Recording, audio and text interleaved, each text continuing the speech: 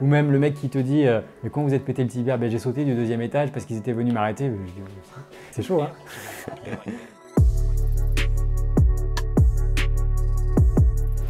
Je suis Dorian Meillerac, je suis podologue à Châteauroux, diplômé depuis 2013. Donc j'ai fait pas mal de formations complémentaires suite à mes études, j'aime bien me former et parmi ces formations-là, celles qui vont ressortir, ça va être un diplôme universitaire à l'Université du Mans en tant que thérapeute du sport et un autre diplôme universitaire à l'Université de Paris-Saclay en posture et mouvement. Donc depuis 2013, j'interviens dans une prison, c'est une maison centrale. Une maison centrale, ça différencie d'une maison d'arrêt, c'est des grosses peines en fait, hein. Ça va être des peines souvent d'une vingtaine d'années.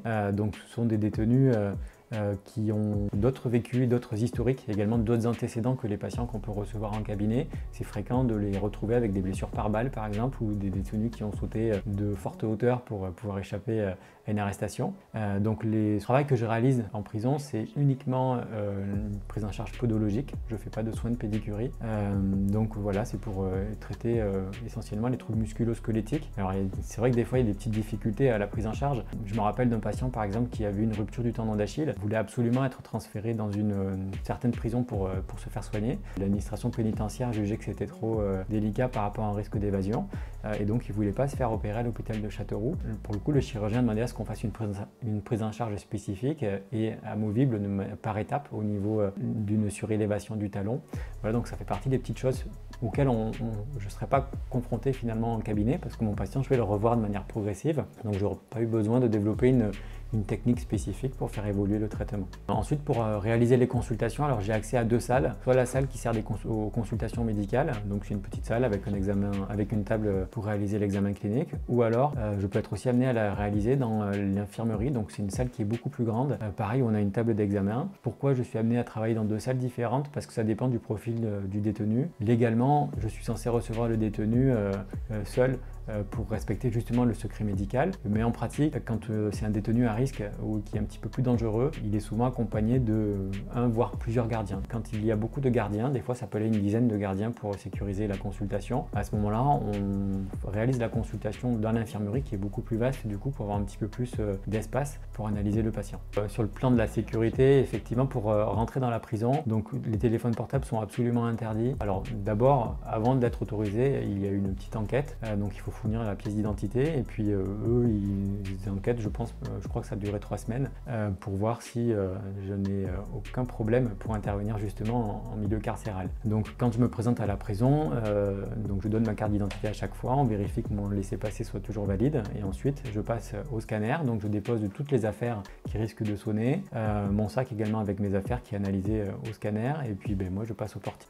Donc si tout va bien, je sonne pas, je continue ma route et sinon il faut trouver l'élément qui sonne. Alors donc tous les appareils électroniques sont interdits, que ce soit ordinateur, tablette, téléphone et également tout ce qui va être objet tranchant. J'ai mis 1 an pour avoir l'autorisation pour utiliser mes ciseaux tout simplement pour pouvoir retailler une paire de semelles. Donc avant ça, j'étais obligé d'être sûr et certain que mon gabarit était bien pris. La difficulté, c'est que les patients viennent pas toujours avec toutes leurs chaussures, donc je faisais en sorte de les recouper toujours un petit peu plus courtes parce que sur place, j'avais aucune possibilité de les retailler. Maintenant, je peux amener mes ciseaux, je fais en sorte de ne pas le montrer aux détenus, mais je suis autorisé à rentrer. Alors certains prisonniers sont très coopératifs, ils savent qu'on est là pour les soigner. Le relationnel et la réputation aussi qu'on a au sein de l'établissement, c'est hyper important. Les détenus parlent beaucoup entre eux et donc on le voit auprès des médecins qui ont souvent tendance à tourner. Il y en a certains qui peuvent être menacés, donc ils peuvent avoir une mauvaise réputation auprès des détenus. Donc en général, quand on est bien vu, ils vous le disent et ça se passe plutôt bien. Il y a toujours quelques détenus qui sont un petit peu difficiles, qui sont un petit peu délicats à prendre en compte. C'est pas forcément contre nous, c'est plus par rapport à l'enceinte et à l'établissement qui sont un petit peu braqués. Et c'est souvent ces détenus-là qui sont accompagnés de manière un peu plus sécurisée, voire des fois ils sont entravés. Ça arrive d'avoir des patients qui vont être entravés aux bras et aux jambes. L'analyse là pour le coup est très difficile parce qu'on ne peut pas du tout demander à ce que l'entrave des jambes soit levée.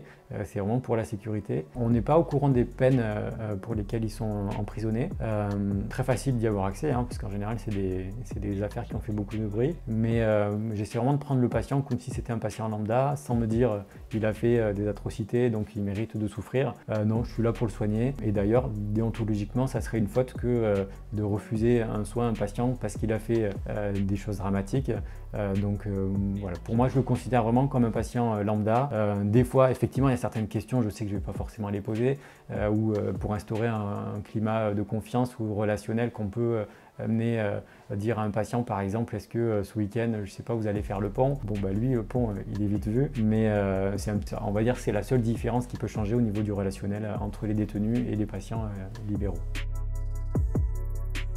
Oui, bah, il y en a plusieurs, donc il y en a qui sont difficiles à raconter à la caméra, mais une qui était rigolote, c'était un détenu qui venait pour une tendinopathie d'Achille qui était bilatérale. Donc c'était un patient un petit peu particulier qui vit dans son monde d'après les gardiens. Et en fait, au moment de la discussion, il en est arrivé à me dire oui, j'ai lu sur internet que pour soigner les tendinites, il fallait manger du sel. Bon, bah, je lui dis c'est une bêtise, enfin voilà, je discute par rapport à ça. Et c'était une consultation où justement j'avais 2 gardiens avec moi à ce moment-là. Et une fois qu'il est parti, il y a un gardien qui me dit bah, vous avez entendu comme moi? Je dis ouais, je dis il a dû lire une connerie sur internet. Il me dit mais c'est pas la connerie le problème, c'est comment il a accès à internet. Et donc en fait, suite à la consultation, ils ont fait une fouille de sa cellule, ils ont trouvé une clé d'accès à internet.